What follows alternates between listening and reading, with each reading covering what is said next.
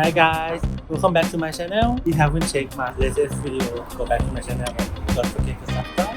Today we are at my local cafe. We live just around the corner. Today we're going to teach you that how to double yourself in the photo. Look how cute the cafe is. I'm in love with this one.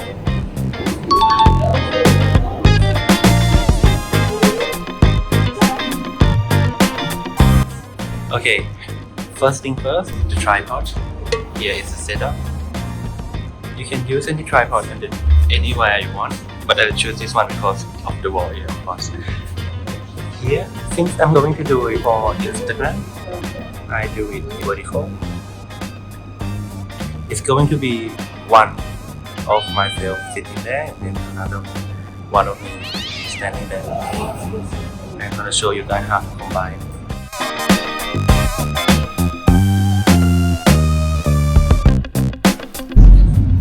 As you can see here, I have the purple me standing and sitting.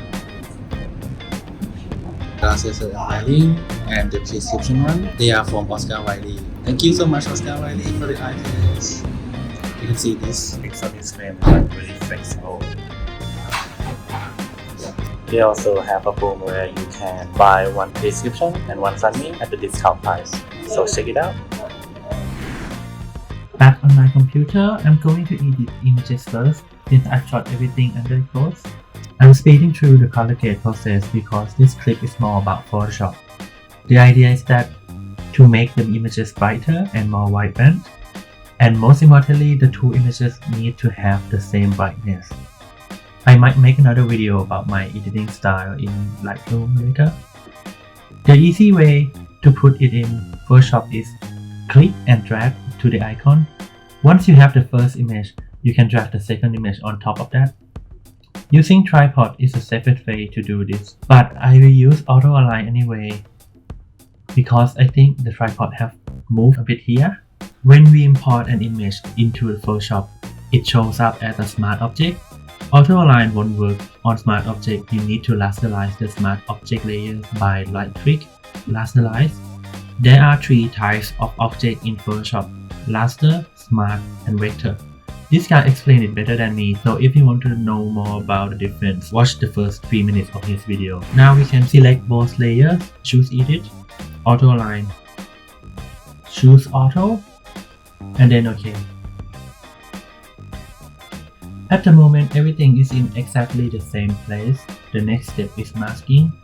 Masking is our best friend because you can choose to show or delete something without actually deleting it. Layer masks use values of gray to assign levels of transparency to specific areas of the layer. So white uses to show, black uses to delete, as you can see. In this case, I paint black to be able to see through the layer. We don't have to be so precise because using tripod already helps a lot. Just don't forget about the shadow. When cropping for Instagram, I use 5:4 ratio. Don't forget to uncheck the delete crop image so that we can recrop or recompose later. As simple as that. Now it's pretty much done. Just a bit of final touch. I like to make sure that everything is perfectly aligned, and you can see the final image on my Insta.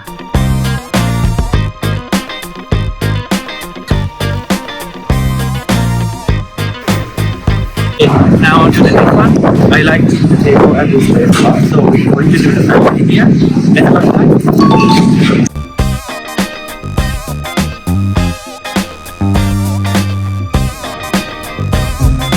Okay guys, this side table is really good. In this tutorial, I'm going to double the coffee. Have like as many coffee as you want, but this one is going to do about 5. Let's go.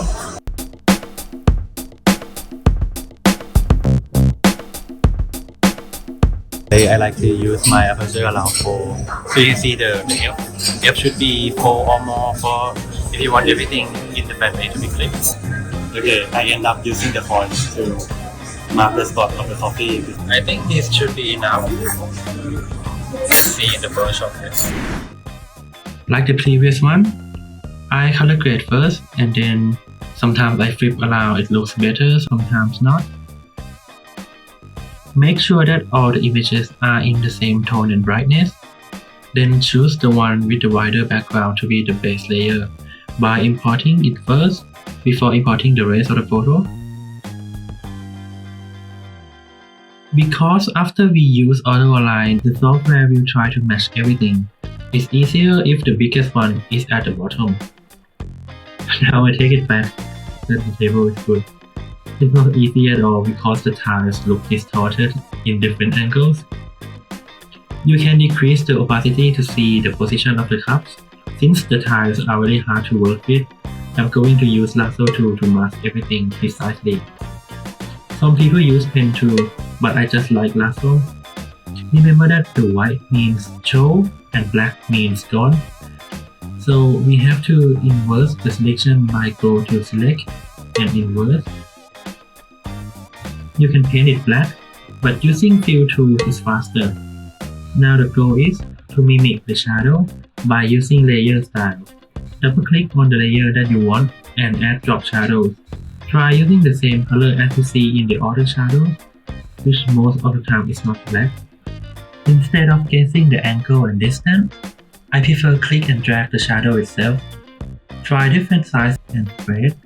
We will eventually have more than one shadow to replicate the nature of the shadow, where multiple light sources cast multiple shadows.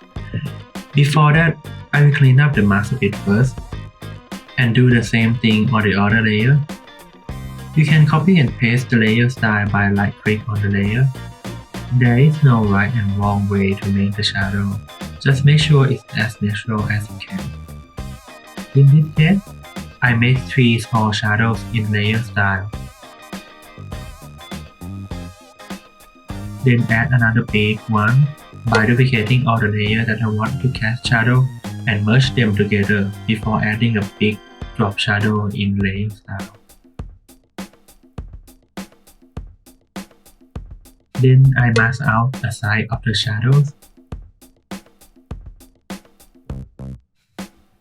For final touch, I just paint some part of the shadow to make it more realistic. Try different layer style like multiply or overlay.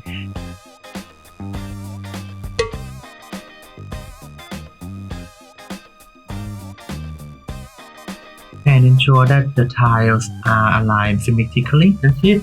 Hope you guys like my very first tutorial.